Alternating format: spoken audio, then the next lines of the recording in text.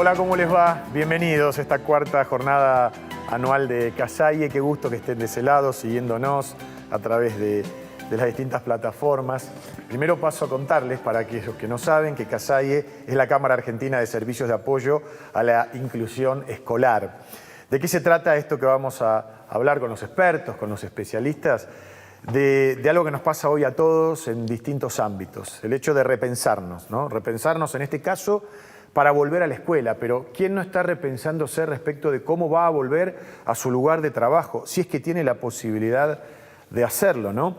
Estamos todos, el mundo, atravesado por una pandemia de algo tan inesperado, cuando brindábamos por este 2020 que sonaba tan lindo, pero que se reconvirtió en esto, que nos obliga desde las distintas áreas, en mi caso desde el periodismo, algunos de la educación, otros de la tecnología, del lugar que estés ocupando, que todo lo que era consuetudinario, lo que era algo de todos los días, hoy lo tenés que cambiar de manera obligada.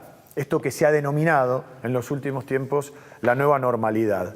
Uno puede agendar algo, decir cuándo va a poder llevar adelante lo que había pospuesto, ese casamiento que en marzo se iba a dar y que no tiene fecha, o el cumpleaños o lo que fuera. A lo mejor a vos te pasó lo mismo que a mí. Uno de mis hijos cumplió años el 7 de mayo. Entonces teníamos la torta frente al Zoom, sus abuelos, y claro, en vez de soplar las velitas para abajo, sopló la pantalla. Hizo así. ¿Por qué? Porque hoy todo está direccionado hacia esta nueva forma que tenemos de comunicarnos, que hace que pensemos también si no va a ser algo de todos los días, ¿no? Que se va a incluir en los establecimientos educativos, en la forma de trabajar. Es realmente muy importante hoy concentrarnos en esto, en la educación.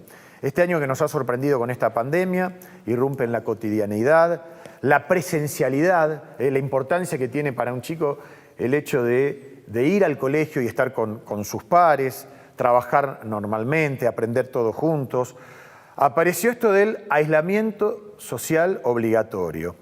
La escuela abandonó su formato tradicional. ¿Y qué irrumpió en las casas? Todo esto que te decía, el Zoom, las clases virtuales, la conectividad, que también se ha convertido en un problema para algunos porque no todos pueden acceder al hecho de estar conectados. No todos se acostumbran a tomar clases de esta manera. Bueno, la discusión está planteada en estos términos y vamos a comenzar a presentar aquellos que vos vas a escuchar, que vas a poder observar y de alguna manera también sacar tus propias conclusiones porque vas a ver un espejo probablemente de lo que esté pasando con tus hijos, con tus nietos o con vos mismo. ¿Por qué no? Bueno, quiero presentar a Sara Arasi, psicóloga y psicopedagoga, presidenta de Casaye. Bienvenida, Sara. Gracias. Bueno, el gusto de que estés con nosotros compartiendo. Ahora voy a seguir con los otros invitados, pero quiero en principio que vos hagas brevemente una apreciación global de lo que nos hemos propuesto para poder realizar este programa especial y hacia dónde y hacia quiénes va dirigido. Bueno, muchas gracias. Buenas tardes. Para nosotros plantear esta jornada significó poner en conocimiento de la gente qué es lo que pasó, porque como bien decía Guillermo recién, la pandemia nos sorprendió a todos, lo sorprendió al sistema educativo, lo sorprendió al sistema de salud, sorprendió a toda la sociedad. Entonces, el objetivo de Casaye como Cámara Federal es mostrar cuáles fueron los desafíos que tuvimos que enfrentar. Nosotros, como centros de inclusión educativa, acompañamos a alumnos con discapacidad que de golpe empezaron a estar en las casas, que de golpe el contacto con los profesionales de apoyo que habitualmente tienen no lo tuvieron más, y los padres y las familias empiezan a ser nuestros aliados principales, así como la conectividad en los casos que lo tienen, y no solo en los casos que lo tienen por una cuestión de acceso económico, sino también muchos no toleran, hay muchos chicos que no toleran estar frente a una pantalla mucho tiempo, con lo cual lo que tuvimos que hacer es reinventar el modo de plantear el aprendizaje para los alumnos con discapacidad. Transmitir esto, pero transmitir además un mensaje de esperanza es lo que hace que la Cámara se haya planteado el desafío de, bueno, cómo reingresamos a las escuelas cuando, bueno, la situación lo permita, ¿no es cierto? No solo quedarnos en todo lo dificultoso que tuvimos que atravesar, sino cuál va a ser para nosotros el panorama y qué se necesita para que podamos volver a trabajar en el marco de la escuela. Fantástico. Bueno, una apreciación global que nos pone en eje respecto de lo que vamos a hablar aquí, ¿no? O sea, no es que todo está perdido, sino por el contrario. El hecho de tener que repensarnos y reinventarnos hace que muchas de las personas que trabajan en el área educativa estén viendo cuáles van a ser esos métodos y esos caminos. Y de eso se trata. Por eso voy a presentar a los invitados. Bienvenida Alexia Ratazzi. Hola, ¿cómo estás, Alexia?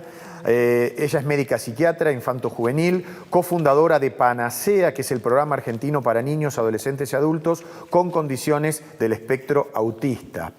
Cristina Lovari, hola Cristina, licenciada en Psicología del Ministerio de Desarrollo y Hábitat. Geraldine Kettle, licenciada en Ciencias de la Educación, Ministerio de Educación e Innovación del Gobierno de la Ciudad de Buenos Aires. Bienvenida. Gracias. Y Daniel Ramos, bendito tú eres allí en este panel, licenciado en Sociología, presidente de CAIDIS, Consejo Argentino para la Inclusión de Personas con Discapacidad. Bien, vamos a dividir en tres ejes esta jornada, este programa especial que estamos realizando aquí. El primero de ellos tiene que ver con los desafíos, de lo que estábamos hablando al principio, los retos que nos impuso la pandemia. Yo te decía, en lo que hace a mi trabajo jamás me imaginé que todo iba a ser vía Skype, porque se suceden inconvenientes. Sin embargo, hoy estamos obligados a tener a los invitados desde la casa. Y el programa sale, y por lo menos los conceptos a los que uno quiere acceder los podemos escuchar y también podemos ver a la persona cuando habla. Desafíos, en este caso, en el área de la industria de los medios de la comunicación. Pero te repito, el eje hoy pasa por la educación. Y en este contexto, para comenzar, vamos a escuchar a Liliana González. Liliana es psicopedagoga, columnista de la ciudad de Córdoba, reflexionando en este caso sobre el enseñar y aprender precisamente en este contexto que nos presenta la pandemia. Me han pedido que reflexione sobre el enseñar y el aprender, y la verdad es que lo primero que quiero decir es que ninguno de los dos temas veníamos bien, que antes de la pandemia las cifras del fracaso escolar eran dolorosas cachetadas para los especialistas en educación, los fracasos en la inclusión educativa, el simulacro de inclusión, los índices de deserción, sobre todo a nivel medio, lo mal que nos iban las pruebas internacionales, creamos en ellas o no, daban cuenta de un déficit en la lectura comprensiva, en la resolución de problemas y en la escritura con autoría. Había un tremendo déficit en la alianza familia-escuela, pero lo que más preocupaba eran estas aulas, estas escuelas, nadando entre asistencialismo, apatías, violencias, y ese montón de chicos, especialmente adolescentes, que se preguntaban para qué ir a la escuela.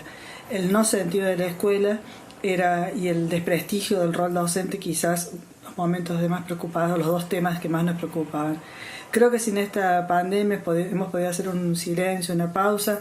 Como dicen muchos, escuchamos dos gritos, ¿no? El de la naturaleza, cansada del maltrato nuestro, y el de la pobreza. Es como que la pandemia puso una lupa sobre todos y apareció la tremenda desigualdad socioeconómica, cultural, virtual, tecnológica, y la verdad es que algo hay que hacer, además de pensar, hay que pensar del pensar al hacer, y cuando uno piensa en el hacer, piensa en políticas de Estado, ambientalistas, proteccionistas, sanitarias, educativas, sociales, económicas, que devuelvan la dignidad del trabajo a la gente y la escuela para todos.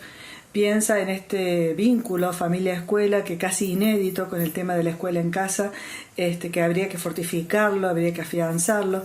Y piensa en los docentes agobiados, que han hecho un esfuerzo increíble, los que eran resistentes a las TICs las tuvieron que aprender en muy poco tiempo y tratar de llevar algo de la escuela a casa, porque si bien las escuelas estaban cerradas y están aún, había que hacerles sentir a los chicos que estaban vivas, que estaban de pie, esperándolos y pensando en ellos. Bueno, importante, ¿no?, lo que dice Liliana González, porque a ver, esta pandemia ha desnudado muchas cuestiones que a lo mejor ya las teníamos en cuenta, pero que estaban abajo de la alfombra, pero que hoy empiezan a ser una prioridad. El tema de la desigualdad. Uno habla hoy con el ministro de Desarrollo Social y dice, tenemos que reurbanizar 4.000 villas de emergencia, ¿no? O el tema medioambiental. Cuando uno habla de medio ambiente siempre lo pensábamos para mañana. El medio ambiente es hoy, es ayer, a pesar de que todavía hay gente muy importante que niega lo que nos está pasando. O sea, el hombre en el medio de todo esto con mucha responsabilidad. A ver, yo querría preguntarle a los especialistas acá reunidos, ¿a qué retos ustedes se han visto movilizados, sobre todo en lo que hace a la escuela, a los docentes, los chicos y sus familias? Porque inicialmente nadie, absolutamente, estaba preparado para esto que estamos transcurriendo, ¿no?, durante el año. Quisiera preguntarte desde lo educativo, ¿no?, desde tu punto de vista, comenzar con Cristina Lovari. A ver, me parece que... Gracias por la invitación. Antes de empezar, creo que los desafíos sí son muchos, hubo sorpresa, no estábamos preparados para esta pandemia. A mí me retrotrae esa frase de no estoy preparado como docente ante tantas cosas, ¿no? Ante los alumnos con discapacidad, ante los chicos con dificultades de aprendizaje, los chicos con altas capacidades, y hoy no estoy preparado para la pandemia. El tema es qué actitud y qué predisposición tomamos para eso, claro, ¿no? Digo, eso nos impulsa a aprender lo no aprendido, garantizando el derecho de todos los chicos a aprender, a acceder, a participar.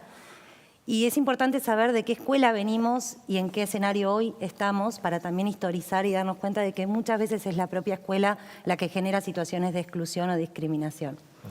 Desde esa historia, pensarnos hoy en un escenario educativo diferente, por supuesto que implicó todo un proceso de reorganización, de creatividad, tal vez de improvisación, pero creo que principalmente tenemos que pensar en un espacio de innovación. ¿Innovación por qué? Por las tecnologías en sí mismas, no.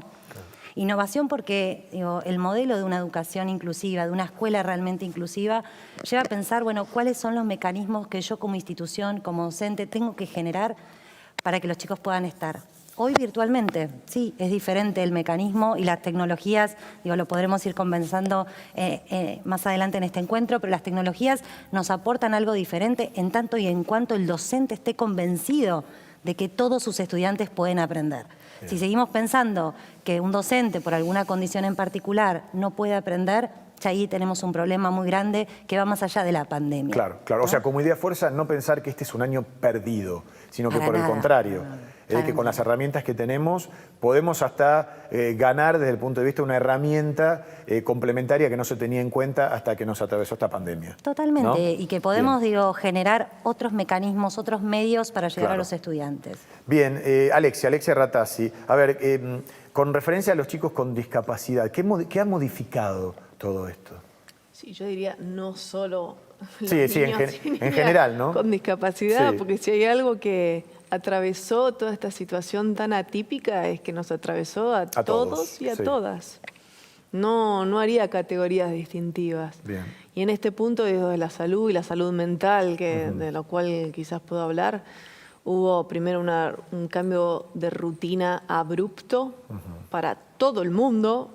Cualquier cambio de rutina en la vida de una persona implica una adaptación a esa nueva rutina y eso puede traer ciertos desafíos de ajuste a lo nuevo. Así que esto es algo que atravesó a todo el mundo. No es que lo internalicen de distinta manera los chicos con discapacidad que los que Exactamente, no tienen. Claro. Y depende un poquito como, de algunas resiliencias que podemos ubicar adentro de algunas familias y algunas personas en sí.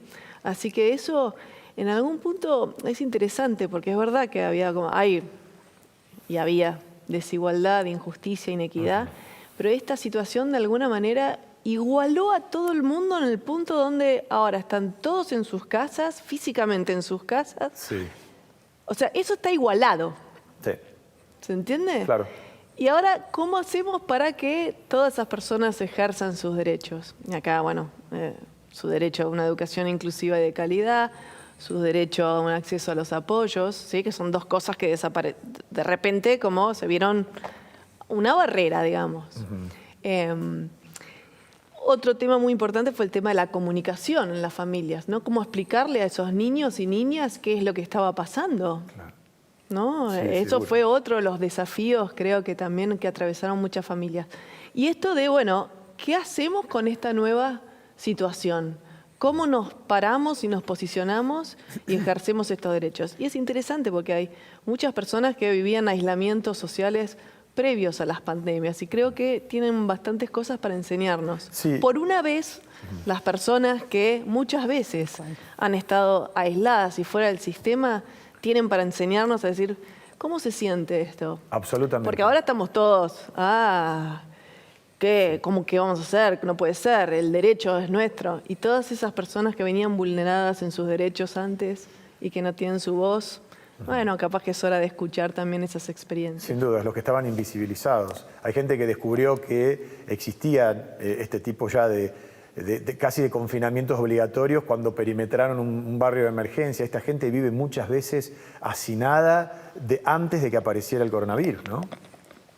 Y volver a encontrarnos esto que hablábamos antes del programa. Las familias que se volvieron a encontrar, que volvieron a hablar, que se relajaron un poquito más. Totalmente. Bueno, y ahí uno encuentra todo tipo de experiencias, ¿eh? Claro. O sea, la verdad que no se puede hacer una generalización porque Sí. como la humanidad es tan diversa, Claro. es tan diversa, que esto ha atravesado a cada persona de manera individual y singular. Entonces, así como te puedo contar que ha habido situaciones muy desafiantes para algunas personas y algunas familias, Sí.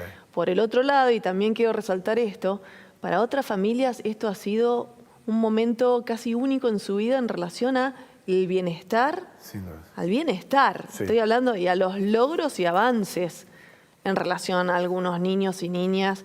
Y yo creo que esto también hay que mirarlo. O sea, ¿qué está pasando que en este entorno atípico actual hay niños y niñas que están siendo más plenos y felices y menos estresados y están aprendiendo más? Sí. Bueno, nos hace pensar muchas cosas. Y nos están enseñando a nosotros también como padres, ¿no? Porque yo les decía, el tema medioambiental que me parece muy importante, es verdad, a veces, como decía Einstein, uno vive en el planeta Tierra castigándolo como si hubiera otro, ¿no? Cuando este se termine. Y no, la verdad que no es así. Y también hablar de cómo ha impactado eso y escuchar el silencio nos ha pasado a todos, ¿no? A ver, desde la virtualidad, Geraldine, Sí. ¿qué desafíos ha implicado, bueno, esto que hablábamos, la educación digital, que en este caso ha sido el recurso que todos empezamos a utilizar? Sí, bueno, primero para charlar sobre este tema, me gustaría un poco contarles cómo trabajamos nosotros desde el Ministerio de Educación en la Dirección de Educación Digital, más específicamente en INTEC. Hay un plan que se llama Plan Sarmiento, que ya funciona hace algunos años en el Ministerio, y este plan consiste en la entrega de equipamiento a todas las instituciones de todos los niveles, incluida la modalidad especial, y un acompañamiento pedagógico a esa entrega de equipamiento. Este acompañamiento pedagógico se realiza en las escuelas a través de la figura del facilitador pedagógico digital. Entonces, digamos, este facilitador cumplió un rol muy importante en las escuelas, ya que estuvo acompañando y formando a los docentes y a los directivos y a los supervisores en el uso de las tecnologías digitales, en la incorporación, ¿no? Sobre todo, principalmente para mantener el vínculo con los niños, las niñas, los estudiantes y las familias. Y segundo, para proponer digamos, propuestas educativas, ¿no? Pedagógicas, Claro. con inclusión de la tecnología que sea de manera significativa. Y como hablábamos de la diversidad, no todas las personas están acostumbradas o les gusta o se sienten cómodas con una educación virtual, ¿no? Entonces, hubo que diversificar los recursos, hubo que investigar y generar diferentes propuestas, no solamente a través de las videollamadas, sino a través de documentos interactivos o quizás las personas que no tenían tanto acceso a la conectividad, generar documentos que puedan ser fácilmente descargables a través de los celulares. Entonces, el facilitador estuvo ahí acompañando y formando y asesorando a toda la comunidad educativa en cuanto al uso de estos recursos. Claro. Es que casi que nos hemos convertido en expertos sin quererlo, ¿no? Como nos pasa mucho a los argentinos. Sí. Que hemos descubierto nuevas herramientas que para el día de mañana, cuando esto pase, si Dios quiere que pase lo antes posible, ya las vamos a utilizar con mucha más naturalidad. Totalmente. Y otra cosa también que es importante, nosotros desde la educación digital pensamos en que también tenemos que aprender a ser ciudadanos digitales, a entender que lo virtual también es real, que por el ciberespacio circulan personas y que del otro lado de la pantalla hay un otro al que hay que respetar y que también debe respetarnos. Entonces esto requiere construir ciertos criterios para hacer un uso seguro y responsable de Internet y de las tecnologías digitales. Sin dudas. Muchas de las preguntas que nosotros realizamos, más allá de la tecnología y de la vuelta de los chicos o no a clase, es lo que pasa adentro de nuestras casas. ¿En qué sentido lo digo? Desde el punto de vista, no sé, llamarlo de lo lírico o esperanzador o de la esencia del ser humano, muchos dicen, bueno, esperemos salir mejores personas, ¿no? Haber aprendido una lección. Pero quería preguntarle a Daniel Ramos si esto va a rearmar los lazos familiares, si en tal caso van a salir fortalecidos nuestros lazos y nuestros vínculos después de esta pandemia. Mira, afirmarlo no podemos, no estamos en condiciones de afirmarlo. Claro. Creo que tiene que ser una meta. Debería ser una meta. Claro. Digamos, este tema de los lazos familiares no lo pone en cuestión la pandemia solamente, como dijo Alexia recién. Había colectivos que estaban sin voz hace un tiempo, que estaban en pandemia, como vos mencionabas, invisibilizados. Palabras que son nuevas, invisibilizados, que son aquellos que están debajo de la alfombra, los que están, que los otros no los ven. Sí. Entonces, creo que la pandemia lo que ha hecho es, de alguna manera, igualarnos y, por otro lado, profundiza la desigualdad. O sea, se produce un movimiento contradictorio. Por un lado, nos encontramos con que, sin duda, vamos a tener una sociedad argentina más desigual, con mayores índices de pobreza y de indigencia. Digamos, esta es la tendencia, vemos que ha aumentado la desocupación, este tipo de cosas. Lo que sí me parece que el tema es esperanzador en la educación, porque Argentina es una sociedad que ha tenido mucha expectativa puestas en la educación, sí, como posibilidad de poder igualar. Claro, en la preponderancia el rol del Estado también, ¿no? Exactamente. Creo que en este caso sí uno festeja, y festejo la invitación por otro lado, porque es como que desde aquellos que estamos en la educación o vinculados con la educación, este tema nos hace ruido, lo mencionaba recién la especialista que escuchábamos, ¿no? Como este tema de que nos encontramos con familias en estado de pobreza, que no tienen conectividad, que hay un solo celular, que ese celular tiene un crédito, una tarjeta de crédito y se agota. Sí. Y eso implica a su vez articular nuevas solidaridades. Entonces me parece que son nuevos desafíos. ¿Qué es lo que va a pasar? La verdad que es incierto. La incertidumbre es una palabra que en este momento está circulando muy, muy fuertemente, ¿no? Sí. Pero creo que necesitamos la humanidad necesita ciertos agarres, ciertos sostenes, y la escuela, aunque ahora sea virtual, es uno de ellos. Daniel, y para ir redondeando tu concepto, que me parece interesantísimo, ¿no? ¿Qué le dirías a los chicos o a los padres para el día a día? Porque, viste, como acá ya ha dejado de existir la agenda, para tener siempre un horizonte que no los haga deprimirse, que no los haga bajar los brazos. ¿Qué consejo se puede dar? Bueno, creo que tendríamos que modificar algunas cuestiones de comunicación. Creo que no es afortunado hablar de aislamiento social, por ejemplo. ¿Ah, no? Creo que no. Creo que lo que tenemos que hablar es de distanciamiento físico. Ajá. Creo que no. Nosotros vivimos en sociedad, y entiendo que hay un error de comunicación, que se pretendió otra cuestión. Sí. No lo digo yo, lo dicen expertos en salud mental, que no lo soy, aclaro. Pero una cuestión es el distanciamiento físico, porque hasta ahora es el único recurso que disponemos para cuidarnos. Y cuando hablamos de cuidarnos, es cuidarnos entre todos. Cuando estamos hablando de un aislamiento social, de alguna manera caemos en la tentación de poder pensar que algunos no necesitan al otro. Sí. ¿No? He escuchado referentes de estados de otros países decir: yo soy sano, a mí el virus no me va a hacer nada. Yo he sido deportista, a mí el virus no me va a hacer nada. Sin pensar que a lo mejor él, siendo portador, puede afectar la vida de alguien que no ha sido deportista o no ha tenido las mismas condiciones de salud. Claro. Entonces, creo que el tema es a lo mejor repensar, digamos, si no tenemos que hablar más de un distanciamiento físico y reforzar el tema de lo social. La escuela ha ido al encuentro de lo social, digamos, y está tratando de restañar esas heridas. Me parece que es un tema como para pensar. Creo que la humanidad es esperanzadora, digamos, en sí, la vida es esperanzadora.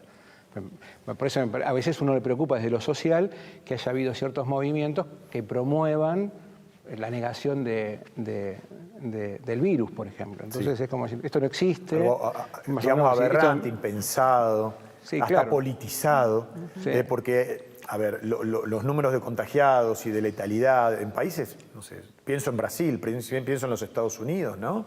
Están a la vista.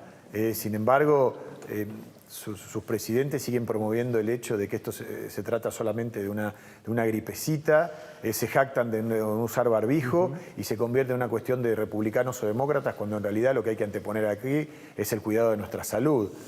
La verdad que eso sí realmente ha sido impactante, ¿no? Sí, pero porque estamos hablando de vidas, en definitiva. Bueno, uno se pone a pensar hasta qué punto, digamos, la escuela ha formado esos dirigentes. Claro. ¿Y qué escuela ha formado esos dirigentes? Entonces, ¿qué tipo de sociedad ha salido de nuestras escuelas? Hablabas de un plan Sarmiento. Claro. Creo que ha habido por ejemplo, en su momento ha salido una propuesta pedagógica de Sarmiento, con todo lo polémico que era escribir sin la H, porque había que alfabetizar. Y entonces, me parece que si es una dificultad la H, porque hay que explicar, bueno, saquemos la H y nos jorobemos, está todo bien. Me parece que hay un tema de un encuentro y que realmente hay una vocación restañadora, digamos, de reparación de la escuela.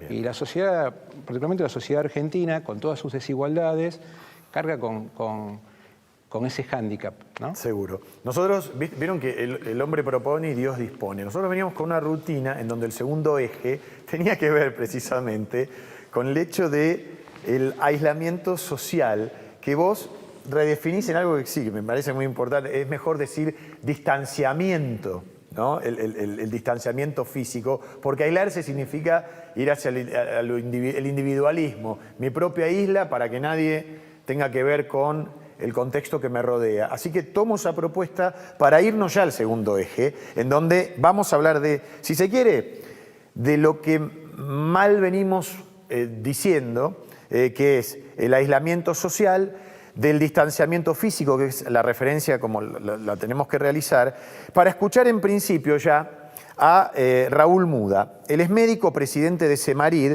que es la Cámara de Entidades Médico-Asistenciales para la Rehabilitación Interdisciplinaria de la Discapacidad. Frente a esta situación, ¿qué pasó? Hubo más consultas médicas, se agudizaron algunos cuadros, hubo gente que dejó de atenderse, aparecieron nuevos cuadros de base. Escuchemos al doctor Muda. Gracias, Guillermo. Gracias, Casalle, por invitarme.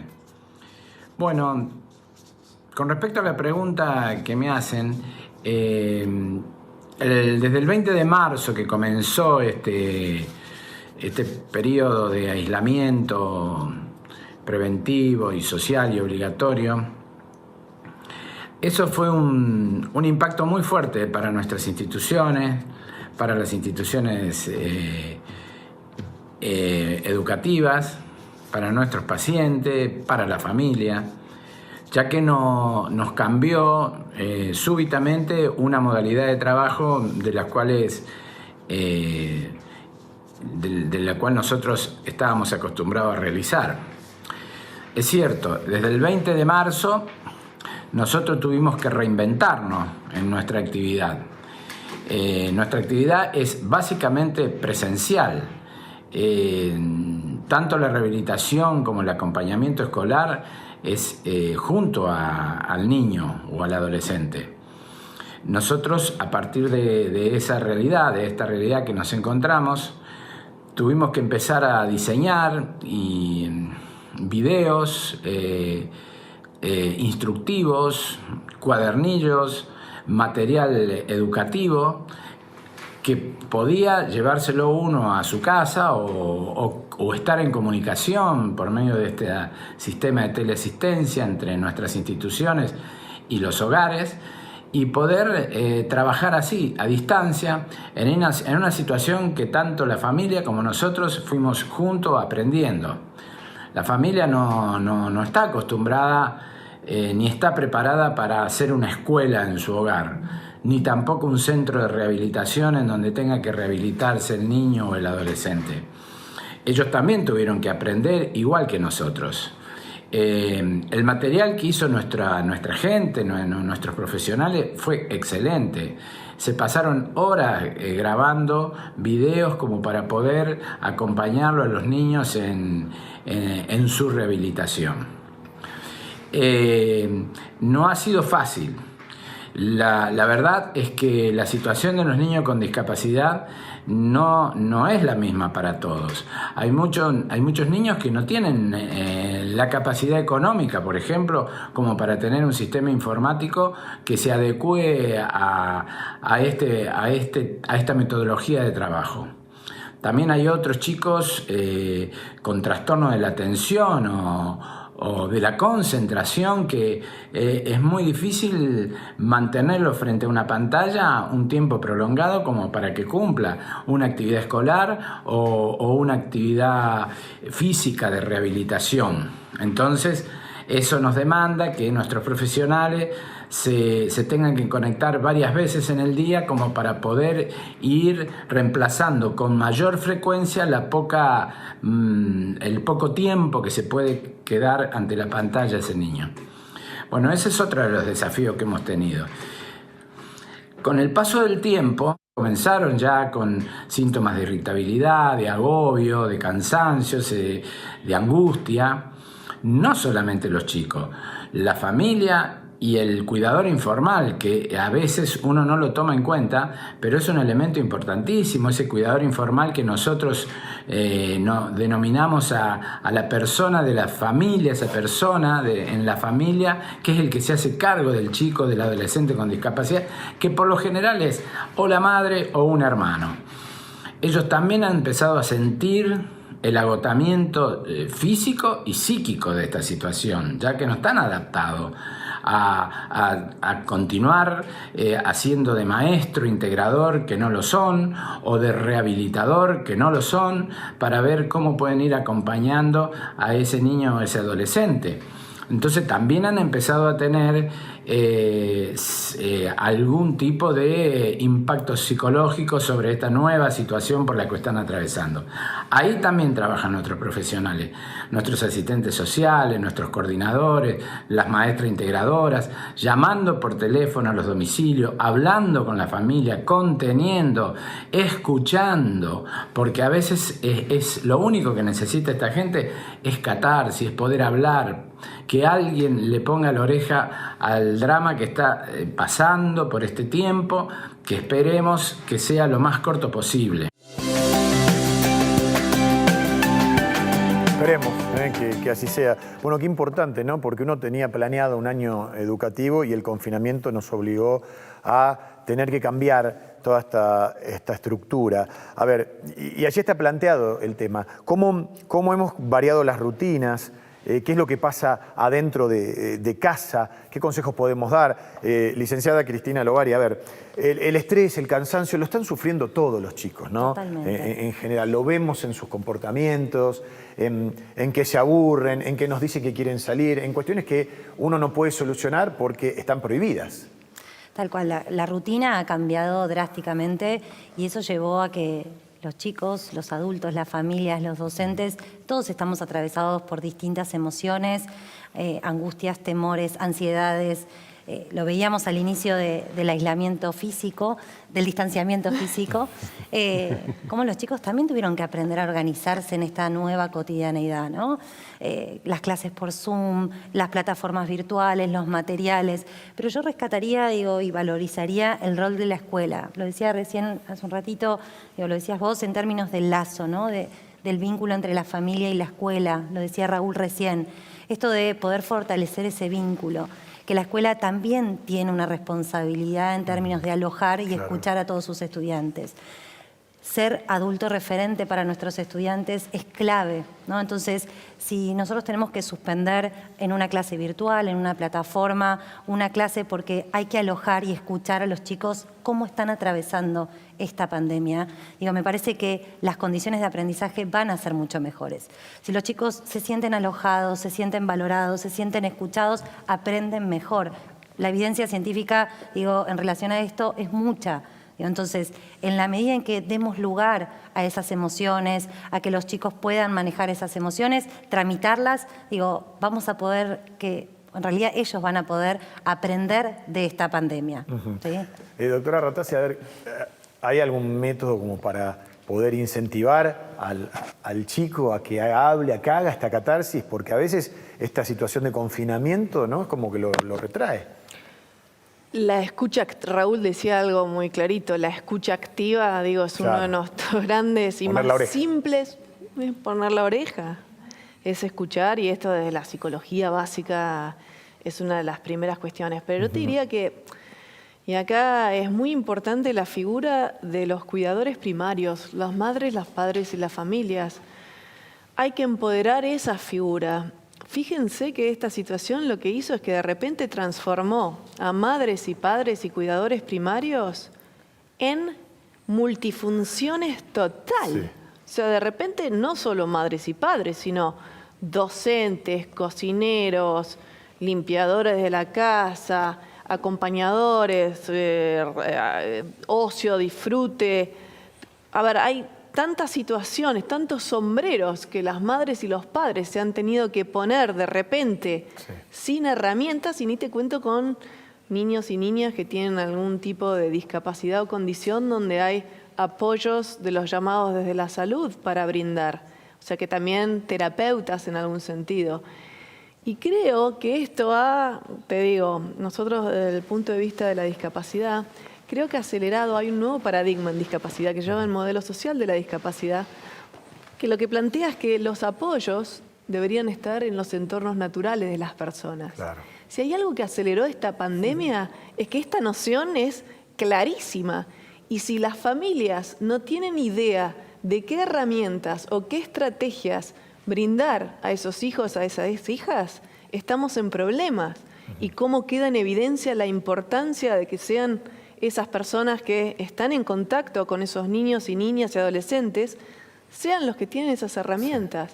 Y lo pienso también porque me quedo pensando, en el mismo, cuando hablamos del proceso de enseñanza-aprendizaje, ¿no?, que es bidireccional, claro, ¿qué necesitas? ¿Qué es lo más básico que necesitas? Es otra persona, claro. Es otro ser humano. Saquemos todo lo demás, ¿no? Pero es otro ser humano, es el lazo social primordial. Es ahí donde se da la enseñanza y aprendizaje. Entonces, en última instancia, lo que tenemos que hacer es empoderar a todas las personas. Claro. Que tengan herramientas como para saber hacer eso. Sin dudas. Qué importante es ese concepto, ¿no? Porque esto vino de golpe y vino para quedarse, y uno va a tener que tomar un lugar que quizá no lo tenía en cuenta, pero que también como padres, ¿no?, que estamos en casa, aprendemos, vamos a agregar algo nuevo positivo en nuestra vida. Pero fíjate cuánto mejor les fue a esos padres que sabían cómo brindar apoyos a sus hijos y a sus hijas, cuánto, mejor estuvieron en lo de la autorregulación, claro, en poder manejar algunas cuestiones, en poder brindarles estimulación, en poder enseñar y aprender. Porque esto se dio en muchas familias, pero ¿de qué dependía? De que los cuidadores primarios tuvieran cierta cancha en este sentido. Y yo creo que esto nos invita mucho a pensar en esto, de vuelta, en empoderar a todas las personas, que todas las personas tengan herramientas, porque somos todos potenciales maestros y aprendices. Esta es la realidad. Seguro. Ahora, le pregunto a la licenciada Geraldine Kettle, ¿no?, porque la frase es: esta educación digital vino para quedarse. Pero en realidad no todos tienen el mismo acceso, la misma posibilidad, la misma conectividad. O sea, si vamos a ir a la educación digital, tenemos que igualar hacia arriba, porque hay lugares, no te digo recóndito, lugares del conurbano bonaerense, cuya conectividad es escasa o nula. Sí, ese es uno de los límites que tiene, digamos, que tenemos, y será un desafío para seguir trabajando, ¿no? Disminuir, digamos, esa distancia en cuanto a lo tecnológico y en cuanto al acceso. Y me quedo pensando en esto del rol de las familias, ¿no? Pensaba en que, bueno, una de las cosas que se tuvo que hacer fue repensar las prácticas y, bueno, cómo utilizar las herramientas tecnológicas, la tecnología digital para comunicarnos con las familias, poder transmitirles lo que los docentes esperaban que los estudiantes hagan. Entonces, bueno, es súper importante esta comunicación y poder utilizar las diferentes plataformas para encuadrarlos, para poder explicarles el para qué, la importancia de que si un docente solicita alguna actividad que hagan los chicos, como por ejemplo algún audio, pensaba en esto de las emociones, hay un montón de trabajos, de propuestas de docentes en donde trabajaron las emociones que les provocaba este aislamiento, distanciamiento físico con sus compañeros, ¿no? Y hicieron libros digitales a partir de los audios que enviaban los chicos. Pero bueno, se necesita una familia o un referente adulto que esté, digamos, favoreciendo esa actividad del niño. Eso es fundamental. Seguro. Ahora, también se cruza otro tema, ¿no? Y le pregunto al licenciado Ramos, ¿cómo hacemos para que las clases suspendidas y que se toman por Zoom o a través de otras plataformas no sean rupturistas? ¿Por qué? Porque mientras tanto uno tenía el año planeado, los chicos en el colegio, hay gente ya haciendo homework y en otros no, pero esto vino a romper un poco el esquema de casa. ¿Cómo hacemos para que haya una complementariedad y el hecho de que los chicos no vayan al colegio no termine siendo un estorbo o un problema intrafamiliar? Bueno, primero tiene que haber hay una disputa de sentidos, digamos. Creo que tiene que estar en claro por qué se interviene como se interviene. Entonces eso va a facilitar ciertas situaciones, va a calmar ansiedades, ¿no? Si uno sabe que en este momento tenemos que quedarnos en casa, que es lo mejor que podemos hacer para cuidarnos, bueno, me parece que haya un sentido de que esto es lo mejor y podamos de alguna manera acordar con el chico, con el infante y también con la familia que esto es así. Parece que eso va a facilitar el camino. Por otro lado, yo quería decir algo, porque antes en la intervención de Alexia, antes habló de los derechos y vos hablabas del tema de esta cuestión de llevar conectividad, ¿no? Entonces, creo que hoy ese tema sí depende del Estado, ya no depende ni de la familia ni del chico. O sea, es el Estado, que es la institución externa, la que tiene que decir, bueno, tenemos que ahora sí garantizar, porque si estas situaciones pueden llegar a volver a suceder, tenemos que, esto tiene que estar garantizado, ¿no? Digamos, esto es un derecho que tiene que ser garantizado, que no es una elección adicional o superflua. Me parece que hay un tema con respecto al tema del sentido que es fundamental, porque también la licenciada González, cuando hablaba en el video anterior, decía que uno se encontraba con desigualdades, etcétera, y con fracasos, ¿no? Como que las mediciones daban muchos fracasos, con lo cual veníamos como con una escuela desprestigiada, digamos, que no venía cumpliendo las expectativas de la sociedad, salvo ciertos establecimientos. Eso es lo que venía sucediendo. Yo no sé cuáles son los indicadores concretamente que tenemos, porque por otro lado hay como una cuestión de normalizar al alumno, digamos, que entre. Y a lo mejor eso no lo soluciona la tecnología. La tecnología es una herramienta, pero acá se habló de una herramienta que es escuchar al otro, darle lugar a la voz del otro. Empoderarlo. Empoderar a las familias, saber que la familia tiene recursos. Quizás pasó muy rápidamente el tiempo. Históricamente es una fracción de segundos. La cuarentena es una milésima de segundos en tiempos históricos. Hace 100 años Argentina tenía el 80% de su población era analfabeta y hablaba distintos idiomas. Venían de otras partes del mundo con otros idiomas y bajaban del barco e ingresaban a una escuela. y hablaban un dialecto italiano, un dialecto calabrés, un dialecto siciliano, un dialecto napolitano, un dialecto asturiano, un irish. Y los chicos se encontraban, y uno se encontraba con diversidad. ¿Qué se encontraba con la maestra de ese momento? Con diversidad. Pero era una maestra claramente empoderada, legitimada, y con una expectativa por parte de esa sociedad de que iban a tener acceso a la ciudadanía. Menciono términos que se hablaron hoy, que iba a haber un acceso a la ciudadanía. Hoy esa expectativa no está, porque uno lo que ve es mayor desigualdad. Claro. Entonces, quiero decir, hay partes que el empoderamiento, por otro lado, va unido a trabajar de qué manera podemos conseguir mayor igualdad. No nos soluciona la escuela, no va a poder igualar socialmente a sectores que no encuentran, no van a encontrar. Hoy hay gente que está en estado de indigencia, ¿no? Seguro. A ver. Y lo llamativo es que, por otro lado, nunca se han producido tantos alimentos en el país como se producen actualmente. Tal cual. O sea, La necesidad alimentaria antes de la pandemia llegaba a 8 millones de personas, hoy llega a 12. Claro. Entonces, hay cuestiones que son prioritarias, evidentemente. Hablar de la educación es fundamental, es un eje, un pilar para el crecimiento de cualquier país y un derecho irrenunciable, ¿no? Creo que cuando hablamos de educación, de salud, en eso estamos todos de acuerdo. Pero cómo vamos a salir de la pandemia también va a ser un grave problema, fundamentalmente por la pérdida de puestos de trabajo, por la reorganización que deberá ser por eso yo decía la importancia del propio Estado, para ver cómo el asistencialismo se va reconvirtiendo en fuentes de trabajo. Bueno, todo un gran desafío que excede probablemente este debate, pero que hoy está en los medios de comunicación con un interrogante enorme porque, como decíamos, todavía no tenemos fecha de salida de esto que nos está pasando. Pero bueno, comprendiendo los tiempos que hemos establecido, quiero decirles que el tercer eje va a tener que ver ya con una mirada hacia adelante.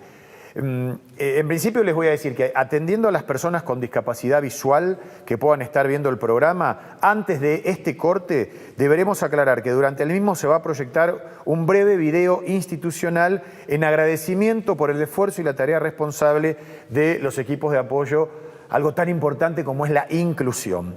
Así que en este video se van a mostrar fotos de cada uno de los centros que componen Casaye. Lo compartimos.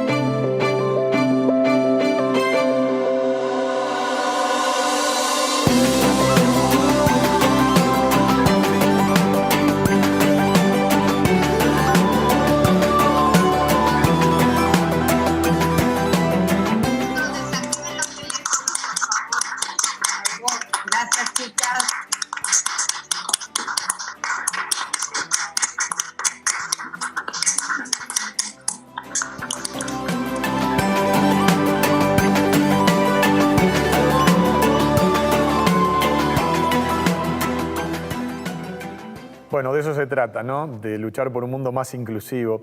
Estaba viendo los enunciados que forman parte hoy de nuestra vida como desafíos.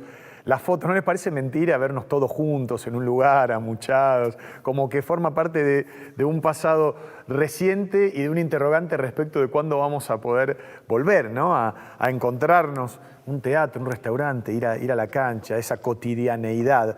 Bueno, y de eso se trata. De retomar la segunda parte de este programa especial que está comprendido en esta que es la cuarta jornada anual de CASAIE, la Cámara Argentina de Servicios de Apoyo a la Inclusión Escolar, con esto que nos propusimos desde un principio, que es repensarnos en esta oportunidad para volver a la escuela. ¿Cómo va a ser? Por eso estamos hablando con los especialistas y yo les decía que en esta segunda parte del programa vamos a tener una mirada más hacia adelante, más hacia el futuro, con un tercer eje temático que es muy importante, que vos en tu casa también te lo estarás preguntando, que es si estos aprendizajes van a perdurar al volver a la escuela, lo que significa la presencialidad escolar, cuánto de lo nuevo que se nos ha presentado ahora va a formar parte de nuestra vida cotidiana.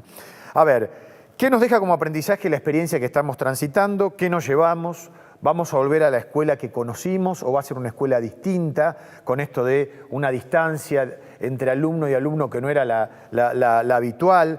¿Vamos a volver iguales? Vamos a volver a escuchar en este caso a una especialista, que es Liliana González. Creo que ha sido una oportunidad y un desafío para pensar en lo que se viene. Y fundamentalmente tenemos que preguntarnos cada uno de nosotros qué aprendimos en esta pandemia y qué cosa nueva podemos llevar de esto aprendido al aula. Porque el aula evidentemente necesita cosas nuevas. Aquellos docentes que se resistieron a la tecnología hoy ya no pueden dar un paso atrás, ya las aprendieron, reconocen que es una muy buena herramienta y que puede cambiar la dinámica y el clima de las clases porque es el lenguaje de nuestros chicos de hoy. Pero aún aquellos que manejaban mucho la tecnología y que eran expertos en ella, esta pandemia también, esta escuela en casa sirvió para mostrar los límites de las pantallas, para mostrar la necesidad de la presencia, del hábitat natural, que es el aula, la escuela, los cuerpos, las voces, las miradas. Creo que tenemos que volver sabiendo de las posibilidades y de los límites de las pantallas para poder entrar en lo que se llama una verdadera conversación. Volver a conversar con nuestros alumnos, preguntándoles qué escuela quieren, qué escuela desearían y ojalá estemos a la altura de esas respuestas. Volver a hablar entre los colegas, con los directivos, con los papás. Volver a entrar en conversación. ¿Para qué? Para transformar, para ser realmente agentes de cambio. Creo que aprendimos a sacar los contenidos del podio, creo que nos dimos cuenta que el activismo pedagógico no va, que no se trataba de mandar tareas para que los chicos estén ocupados, sino de anclar algunos aprendizajes significativos. Eso que se anclan en la vida, eso que se sienten que tienen sentido, ¿no? y que algún poder de cambio producen en cada uno de los autores. Creo que los chicos se merecen una escuela provocadora, no una escuela enciclopédica, ecolálica y memorística, una escuela que los provoque, que los entusiasme, que los conmueva, que les enseñe a hacer buenas preguntas. La verdad que cuando alguien se hace buenas preguntas es un aprendiente para siempre. Y una buena pregunta te lleva a la investigación, te lleva a la lectura, te lleva a la búsqueda. Así que me encantaría una escuela que enseñara a hacer buenas preguntas, que enseñara interdisciplinariamente, que las disciplinas, las asignaturas proyecten en común actividades donde la historia, la geografía, la biología, el teatro, la música, la plástica se enlacen y le den más sentido de vida a todo lo que los chicos aprenden. Me pareció bárbaro que la evaluación quedara entre paréntesis. Creo que haber sacado la nota del medio nos hizo pensar muchas cosas. Entre ellas, si no será que veníamos hace mucho tiempo eligiendo qué enseñar y de acuerdo a las posibilidades de que eso enseñado sea valorado con una nota. ¿Cuál es el gran riesgo? Si lo valioso es lo que puede ser medible, bueno, creo que estamos en problemas, ¿no? Porque hay muchas cosas que transmite la escuela. La escuela no está solo para aportar conocimiento, ni mucho menos. La escuela está para enseñar a convivir, para enseñar ética y ciudadanía. Es el lugar para expresar los sueños, el destino, las pasiones, para descubrir los talentos, las habilidades. ¿Y cómo se hace para evaluar, para poner una nota a todo eso? La verdad que los chicos deberían descubrir en la escuela para qué vinieron al mundo, cuál es su brillo, cuál es su talento, cuál es su habilidad. Y hoy en día la habilidad comunicacional es una de las más valoradas a la hora de encontrar trabajo. Y la verdad que la habilidad comunicacional exige un lenguaje fluido, correcto, también exige la lectura comprensiva y exige poder hablar y escribir en nombre propio, ¿no? Ser autores y no simplemente hacedores así fanáticos del copio y pego.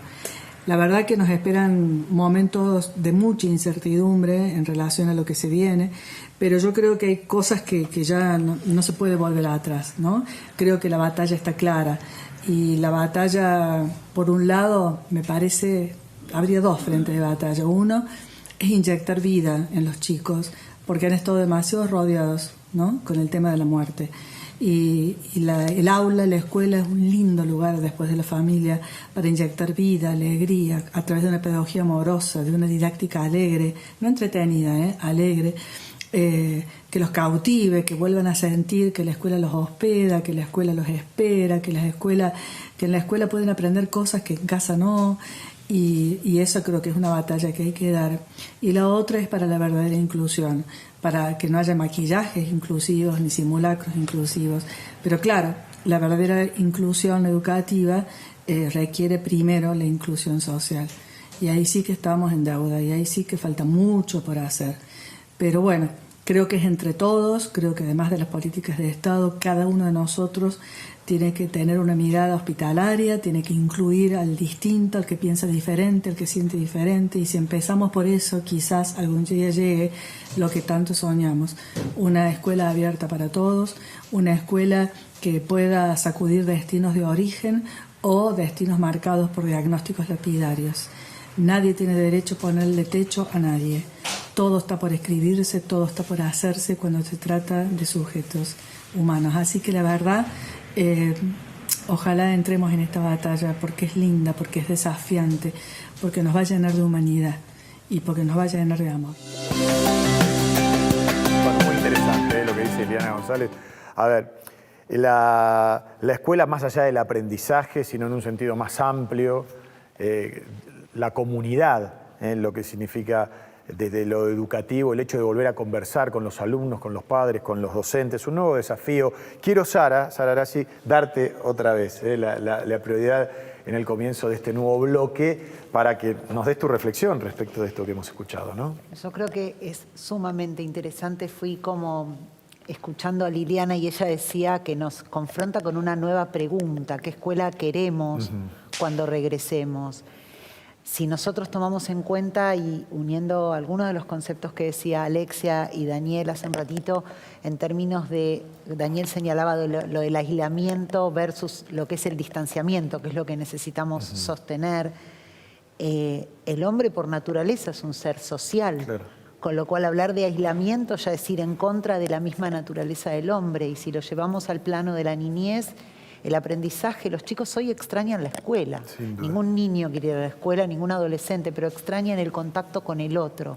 El aprendizaje es netamente en relación con otro. No es justamente, Liliana decía, enciclopedista, no, y justamente no debe ser así. El aprendizaje es con el otro y del otro, ¿no es cierto? Y todo eso es lo que hoy los chicos están extrañando. En este sentido, yo creo que como también bien decía Liliana, nos puso una lupa todo esto, ¿no? Cuestiona los paradigmas. Yo creo que ese es el punto de decir, cuando escuchamos no vamos a salir de estas iguales, ¿qué queremos decir? En realidad es empezar a cuestionar aquellas cosas que estaban dadas de suyo, ¿no? Estaba dado de suyo que estábamos todos juntos y bueno, y el que podía, nosotros, por ejemplo, en muchos años que llevamos, Casaye tiene 7 años, empezamos 6 centros, hoy somos casi 50 centros que trabajamos en inclusión educativa. Y en realidad, históricamente luchamos por la posibilidad de que los alumnos con discapacidad estén en la escuela, ¿no? Entonces, hoy ya ni siquiera tiene que ser una pregunta. Tenemos que ir a, digamos, transgredir el paradigma que segrega, que discrimina, para poder ir más allá y generar una nueva escuela inclusiva, donde en realidad sea para todos, no para algunos, no para determinado nivel académico o social. Y yo creo que esta es la lupa que nos puso, empezar la posibilidad que nos da este periodo que realmente ha sido doloroso para todo el mundo, pero en particular para la sociedad argentina. Lo estamos padeciendo por todas las cuestiones que se están agudizando en nuestra sociedad. Y desde el rol nuestro de educadores es poder preguntarnos qué escuela queremos. ¿Queremos esta escuela que decía, no, este alumno acá no? ¿O queremos la escuela que lo incluya? Y desde este lugar, como bien decía Alexia, empoderar a todos los actores que están en relación con este niño o con este alumno, no solo a los padres, al portero de la escuela, al chofer del micro, a todos los que van a estar en el contexto social, porque la inclusión educativa es la que le permite luego, digamos, de alguna manera diariamente va horadando la piedra para generar una sociedad inclusiva. Porque lo que es el prejuicio que viene del mundo de los adultos, en el mundo de los pares, no existe. En el mundo de los pares es Juancito, Pedrito, exacto, que puede tener su profesional de apoyo o no, que puede tener una discapacidad más visible o no, pero es ese sujeto. Los adultos tenemos otras construcciones, que es ahí donde tenemos que, a partir del trabajo cotidiano en la escuela, poder abrir y que se genere una sociedad inclusiva, donde se incluya todo, no solo la discapacidad, la diferencia en general. Claro, porque cuando hablamos de Argentina, Argentina son distintos países. Uno habla de capital, del conurbano, de la zona agrícola, del NOA, del NEA. Las posibilidades son distintas, depende de los lugares y cómo cada uno en su barrio, en su localidad, en su provincia, haya tenido las herramientas posibles para poder crecer, ¿no? Me parece que esto, digamos, como primera conclusión que podamos sacar, es que la pospandemia debe direccionarse hacia un esfuerzo de nuestros funcionarios de llevar a la Argentina a un plano de mayor igualdad. Totalmente. Por esto que hablábamos al principio del programa, de todos los que ahora son visibles, pero que han estado postergados o invisibilizados durante tanto tiempo. A ver, le pregunto a la licenciada Cristina Lovari, ¿cómo te imaginás la escuela de la presencialidad, la del futuro, cuando vuelvan los chicos a clase? ¿Va a ser la escuela burbuja? ¿Cómo van a ser los recreos? ¿Cómo van a ser los chicos para mantener un protocolo? La verdad que es todo un desafío y espero que post pandemia no nos encontremos con la misma escuela, ¿no? Una escuela que ya hace mucho tiempo viene siendo interpelada sobre su práctica, sobre su modo de alojar a todos los estudiantes. Y sí, claramente va a ser un desafío enorme para los gobiernos, ministros de Educación Nacional, jurisdiccional. Celebro que desde el Consejo Federal de Educación, que son los espacios de debate para alojar a toda esa diversidad que tenemos a lo largo del país, estableciendo un piso de cuáles van a ser las cuestiones o las distintas condiciones epidemiológicas que se van a necesitar a la hora de volver a la presencialidad. Pero sí me parece importante destacar que toda decisión, acto administrativo, protocolo, realmente contemple a todos. ¿Sí? Un acto administrativo no puede ir en contra de la continuidad o de la trayectoria educativa de un estudiante, sobre todo en aquellos estudiantes con mayor vulnerabilidad.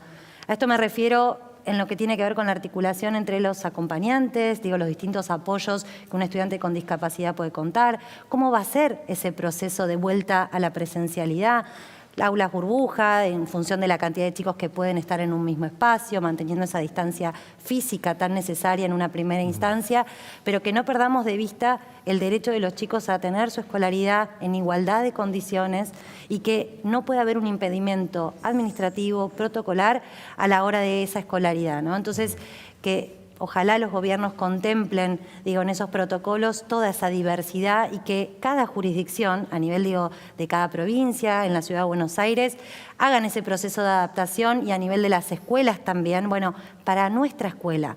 Estos son los criterios básicos epidemiológicos que necesitamos respetar. Pero ¿cuál es nuestra comunidad? Digo, tenemos chicos con un proceso de inclusión, tienen su acompañante o maestra de apoyo, bueno, cómo se va a dar esa articulación con su docente. Digo, si no empezamos a anticipar esa vuelta a clases en la escuela, digo, por ahí sin querer, porque a veces es con buenas intenciones, pero no nos damos cuenta que creamos una norma, un protocolo que excluye en vez de incluir. Sin dudas. Más allá del tiempo que transcurra, porque todavía no sabemos cuándo van a poder volver los chicos, te pregunto, Alexia, para que no sea choqueante, porque los chicos quieren volver, pero a su vez cuando vuelvan se van a encontrar otra vez, después de haber estado confinados tanto tiempo, en algo a lo que se habían desacostumbrado, ¿se entiende?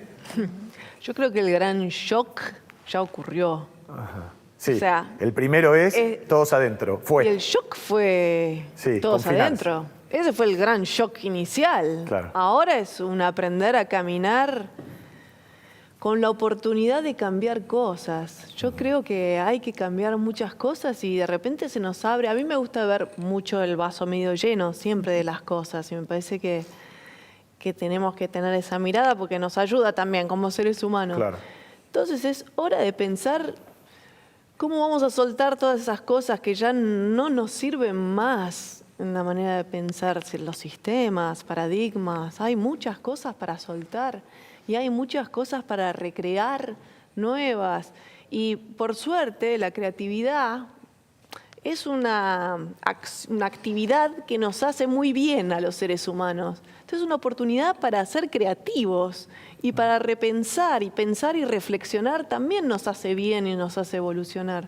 Así que cuando se pregunta qué queremos, ¿no? También escuchaba a veces, esta pandemia ha puesto en jaque muchas cosas, ¿no? Las situaciones, por ejemplo, desde las familias pidiendo a gritos a los apoyos en salud, como nos quedamos sin terapias, por favor, ayúdennos. Del otro lado también familias diciendo, no queremos, y esto ha pasado mucho con los SAIE, no queremos que nos den asistencia, o sea, por favor, no nos den asistencia. Y se entiende que del otro lado, de todos los equipos, de las figuras de apoyo, hay eso que genera frustración, porque mucha gente quiere ayudar, ¿no? Claro. Y quiere cumplir con su rol.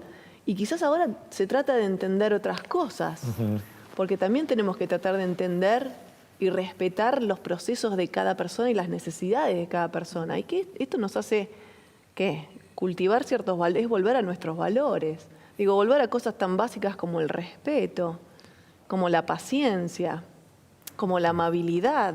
Digo, si volvemos a eso, capaz que podemos ofrecer otras cosas. Está bien, queríamos ofrecer un apoyo, que somos expertos en eso, y capaz lo que necesitas ofrecer es una oreja y ponerte a disposición y trabajar con tu frustración y aprovechar a ver cómo trabajo con mi frustración y empoderarte vos. Digo, como cualquier profesional, cualquier docente, cualquier figura de apoyo, cualquier persona. Entonces, cuando volvemos, ¿qué quiero? Bueno, si a mí me preguntan qué quiero y qué sueño... ¿Qué querés? No voy a decir todo porque este programa no bastaría para esto. Pero quiero una convivencia en diversidad. Quiero que se respeten los derechos de todos los seres humanos. Son cosas como muy grandes, ¿no? Y que una cosa más específica. Quiero que no exista más la división salud y educación. Y con esas tres me quedo por el momento. Uy, la tercera que tiraste da para un programa entero, ¿no? Sin duda. Para trabajar. No, seguro, seguro. Si algo nos han enseñado, sobre todo los que hemos seguido carreras humanísticas, es no renunciar a las utopías y no verlo como utópico, sino todo lo contrario, sino verlo como desafío hacia adelante, como políticas de Estado, si querés, ¿no? A ver, les propongo escuchar a ver qué dice Raúl Muda al respecto. Espero que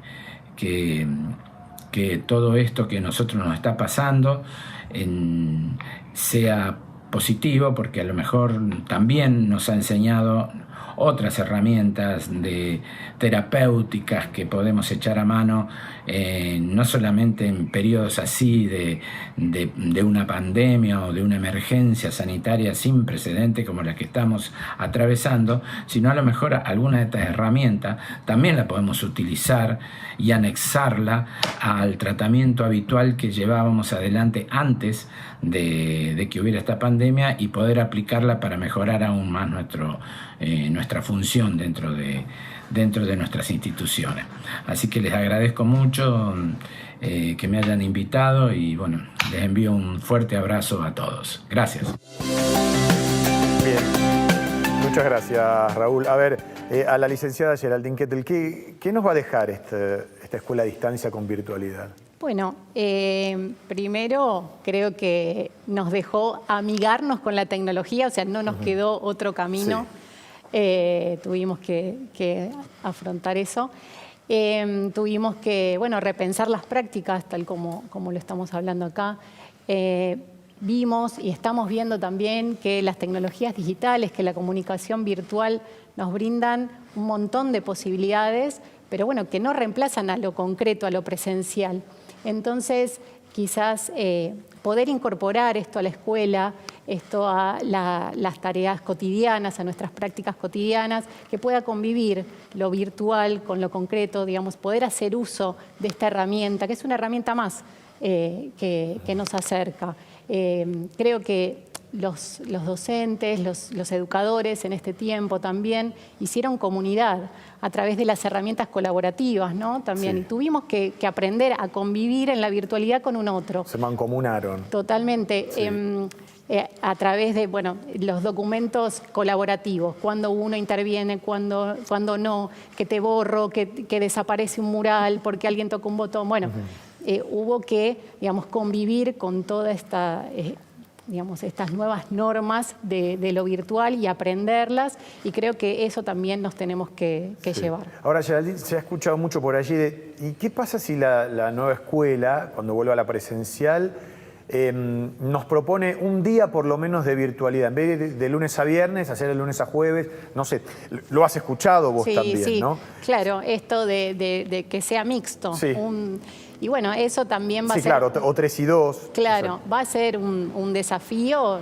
Vamos a tener que pensar en propuestas que interpelen a los chicos, que, digamos, incorporar a la tecnología digital con un sentido pedagógico, no porque sí. Nada, nos va a plantear muchas preguntas. Claro, la pregunta es ¿qué ventaja tendría, teniendo en cuenta la importancia que le estamos dando aquí al hecho de la presencialidad? ¿No? Y sería a la necesidad de los chicos de volver a estar con sus pares. Claro. Bueno, da la posibilidad de continuar con la trayectoria educativa de los estudiantes. Eso, digamos, es así. A ver, Daniel, va a surgir también el temor al volver, al afuera. Algunos hablan del síndrome, no sé si del uranio, pero del que se confinó y ahora le encantó. Y se encontró con que su casa es su lugar en el mundo. Pero hay que volver al colegio en este caso, ¿no? Sí. Sí. ¿Sí? ¿O ahí? No, seguramente que va a haber bueno, tenía pensado otra respuesta, pero me viene una imagen de un personaje de Mafalda, de Felipe, que tenía grandes dificultades para volver a la escuela, ¿no? Que a medida que va llegando al colegio, ¿no? Claro. Se le va haciendo cada vez más. Y deseaba que ese edificio no estuviera, que no lo esperara y pasaran cosas, pero por otro lado tenía una fuerte pulsión de encontrarse con sus amigos. También era cierto que se encontraba en otros ámbitos con sus amigos, a lo mejor en el cordón de la vereda, digamos. Se sentaba y se encontraba ahí a esperarlos. Entonces, me parece que hay muchos espacios de aprendizaje. La escuela no es el único, pero claramente ha tenido un rol activo.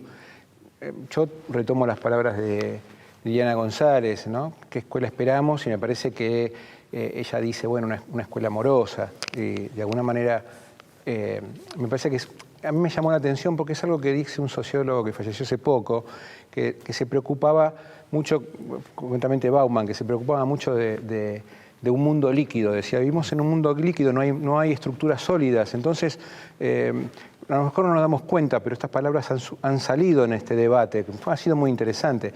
Hablaban de nadar, en un momento se hablaba de nadar en estas escenas, en estos escenarios. Y él hablaba de que, bueno, no hay una estructura que nos contenga. Entonces, antes previsible, uno entraba a un horario, salía un horario, como que las cosas se sucedían y se sabían que iba a pasar. Y por lo menos durante décadas así.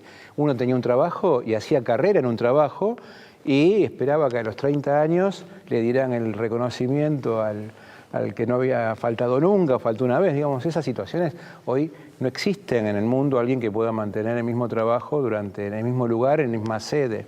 Así que me parece que eso es algo que ya está sucediendo desde hace unos años atrás. O sea, desde que entramos en lo que se entendió como la posmodernidad, que esto es así.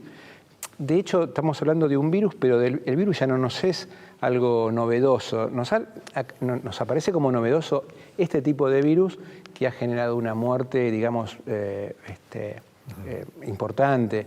Pero hablamos de tecnología, hablamos de poner antivirus, tenemos lo viral, una noticia se hizo viral o no, y eso pasa a ser importante. Ya no es importante si la noticia refiere a una veracidad, ¿no? Claro, sí. Eso no importa. La posverdad, ¿no? Claro, eso pasó a un segundo plano. Si es verdadera o no, pero cuántas veces se ha viralizado, retuiteado, pasa a ser un tema de medición y hasta quién pasa la noticia también. Sí. Creo que necesitamos una escuela que contenga la diversidad y entiendo que los dispositivos educativos son un fuerte componente o de reproducción de desigualdad o de democratización e inclusión de la diversidad. Y la escuela, y en Argentina particularmente, ha tenido muchísimo avance en eso, con errores y con desaciertos. Pero me parece que es positivo. Hoy estamos discutiendo, no sé, hasta hace unos años hablábamos de los trastornos del espectro autista y quedaba como naturalizado hablar de trastornos, y hoy estar sentado al lado de Alexia y decir trastornos es como que uno le da escosor. Porque claramente el tema está en que ¿qué es un trastorno, digamos? ¿Por qué es? Sí, o un padecimiento. Un padecimiento, y la discapacidad se padece. Y bueno, es un tema que hoy en día esa situación está por suerte revisada. Hay ámbitos más humanos y hemos logrado espacios de humanización. Queremos una escuela más humana, claramente, que se reencuentre, digamos, que no encuentre al docente distante, ¿no? Sí. Así que me parece que las expectativas también son positivas, pero bueno, no sabemos. Acá hay una cuestión de luchas, de luchas con sectores que van a propugnar la individualización y otros que vamos a estar propugnando justamente reforzar lo colectivo, lo comunitario. Si justamente Casalle nos convoca, podría haber hecho una actividad solamente de Casalle que se escuchen a ellos mismos, y no es nutritivo, digamos. Creo que ha planteado una diversidad dentro de saberes o de los que podamos interesarnos. Así que eso. ¿Ha generado, Alexia, ya que Daniel se metió en el tema, algún tipo de inconveniente a aquellas personas comprendidas en el espectro autista? Así está bien dicho, ¿no? ¿El proceso madurativo durante esta pandemia? Depende. A algunos les ha hecho muy bien este tiempo, pero muy bien que te lo refieren los padres diciendo nunca estuvo tan feliz como en este momento, nunca aprendió tanto, es la primera vez que me dijo mamá.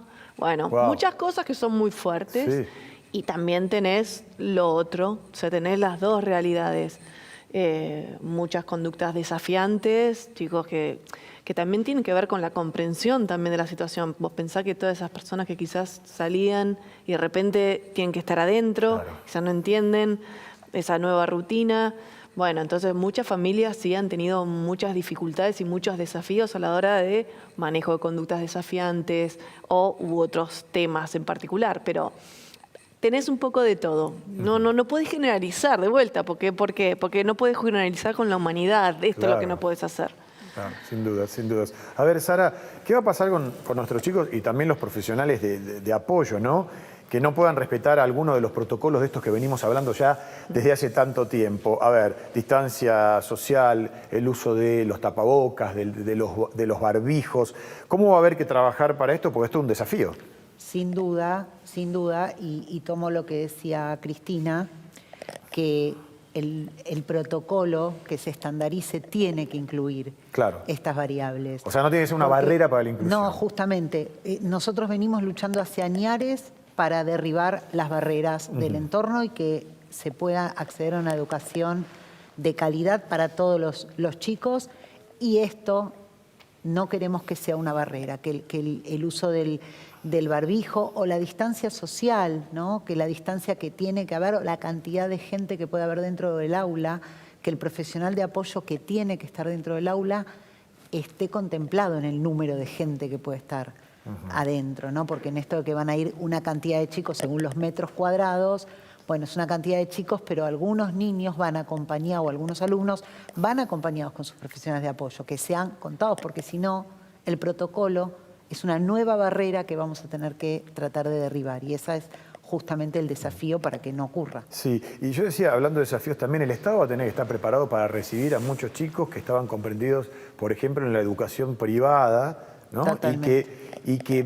Cuyos padres hoy no tienen la posibilidad de poder seguir haciendo esa erogación mensual y se van a encontrar también con otro desafío, ¿no? Totalmente.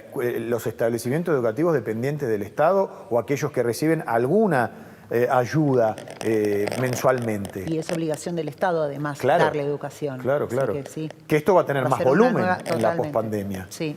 Hay que prepararse de hecho, para eso ya también. estamos viendo padres que han sacado a sus hijos de las escuelas, sobre todo en los niveles iniciales, los más chiquitos que no son obligatorios. Tenemos un número de gente que decidió no mandar más a su hijo a la escuela durante este año, y bueno, ¿no? Es complicado, y después muchos que, como vos bien decís, van a pasar del sistema privado al sistema público. Seguro.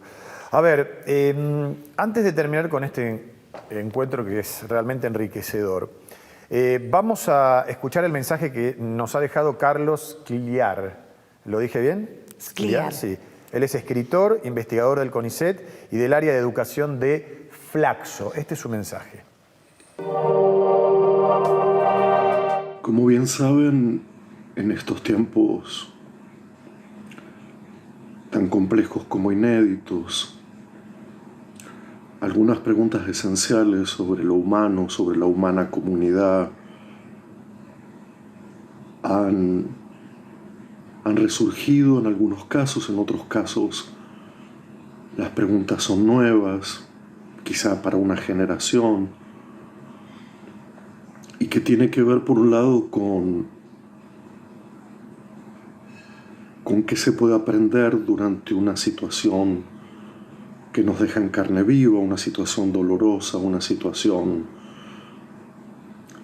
que de alguna manera quita la habitualidad de la vida cotidiana, de lo que consideramos es una suerte de andamiaje para que algunas actividades, algunos pensamientos puedan funcionar.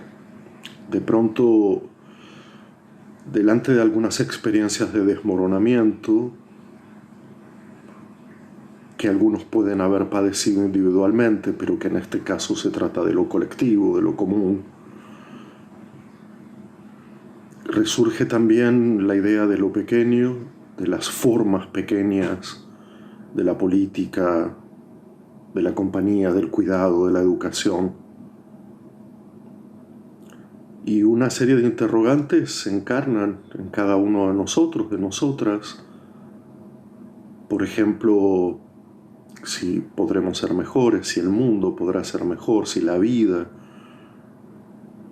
de quienes sobreviven podrá ser mejor, si el mundo anterior acaso era el que deseamos ahora.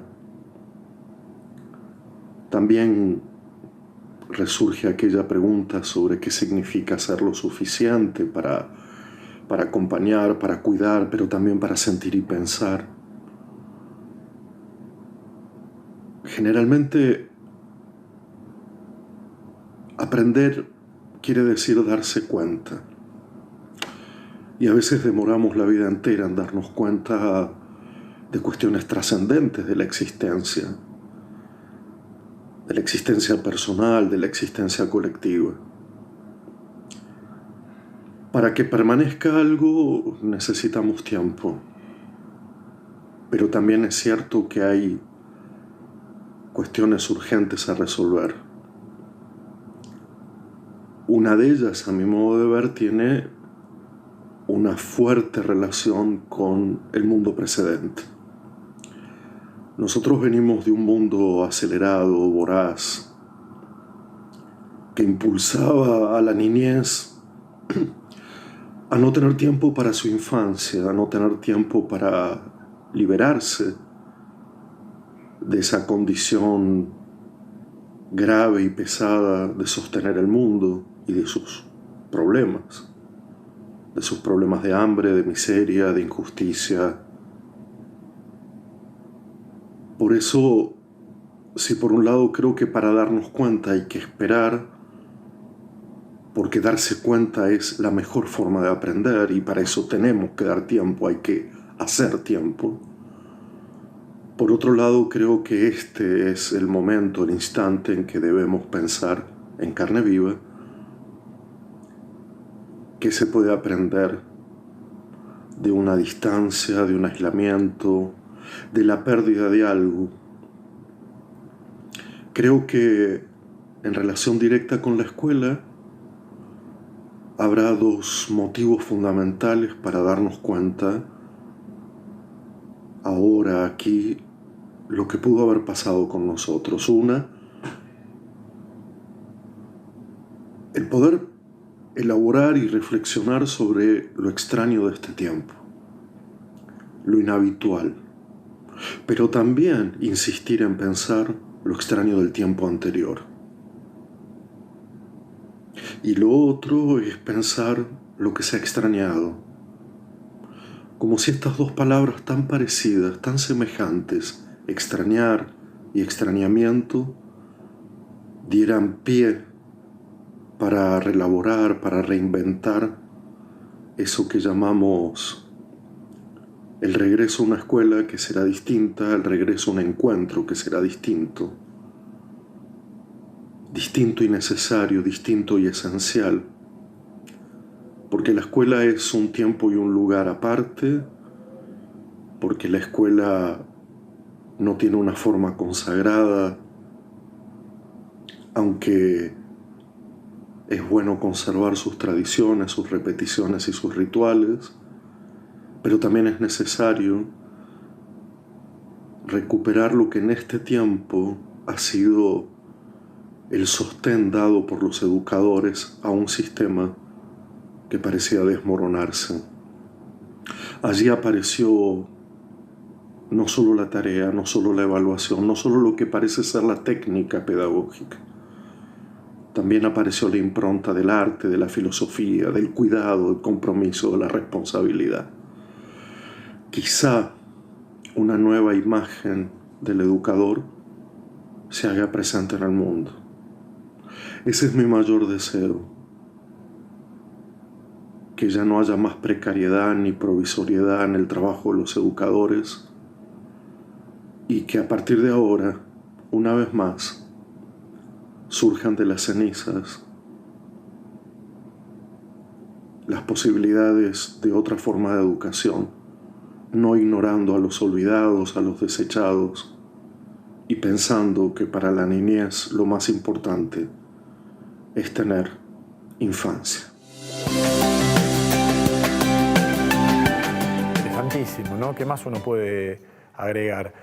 A tantos conceptos que algunos son aspiracionales y otros tienen que ver con cuestiones que nos pasaron y que tenemos que repensar. Este juego de palabras que hacía Carlos Skliar con referencia a lo extraño como algo impensado y que no teníamos en los planes y el extrañamiento de algo a lo que queremos volver, ¿no? Que es el colegio, la presencialidad. A ver, no soy yo el especialista acá, sino un periodista que intenta hacer un nexo entre alguien que nos ha aportado tanto sobre el final de esta jornada, de este programa, y los expertos en la materia.